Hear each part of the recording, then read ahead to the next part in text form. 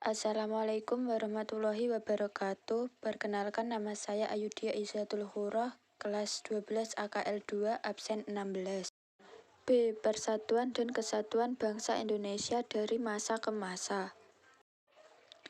1. Persatuan dan Kesatuan Bangsa pada masa Revolusi Kemerdekaan 18 Agustus 1945 sampai dengan 27 Desember 1949.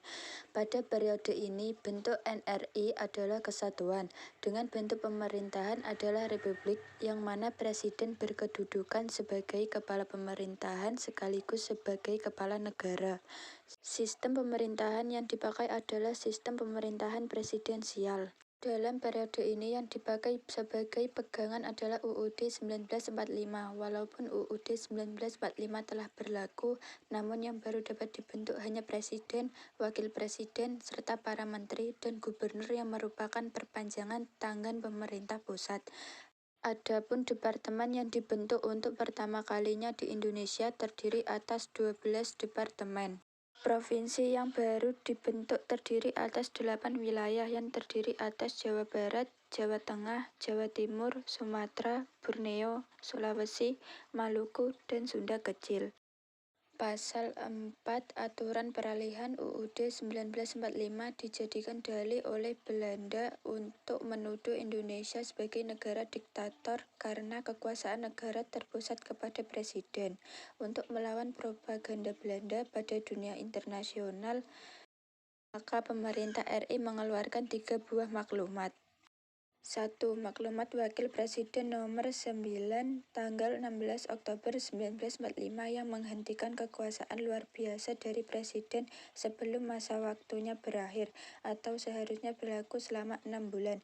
2. Maklumat Pemerintah tanggal 3 November 1945 tentang pembentukan partai politik yang sebanyak-banyaknya oleh rakyat. 3. Maklumat Pemerintah tanggal 14 November 1945 yang intinya mengubah sistem pemerintahan presidensial menjadi sistem pemerintahan parlementer. Periode ini juga ditandai dengan munculnya gerakan A. Pemberontakan Partai Komunis Indonesia atau PKI Madiun 1948. Pemberontakan ini terjadi pada tanggal 18 September 1948 yang dipimpin oleh Musso. Tujuan dari pemberontakan PKI Madiun adalah ingin mengganti dasar negara Pancasila dengan komunis serta ingin mendirikan Soviet Republik Indonesia. Pemberontakan PKI Madiun melakukan aksinya dengan menguasai seluruh Residenan Pati. PKI juga melakukan pembunuhan dan penculikan ini secara besar-besaran. Pada tanggal 30 September 1948, pemberontakan PKI Madiun berhasil ditumpas oleh TNI yang dibantu oleh rakyat. B. Gerakan Darul Islam atau Tentara Islam Indonesia DITII di daerah Jawa Barat.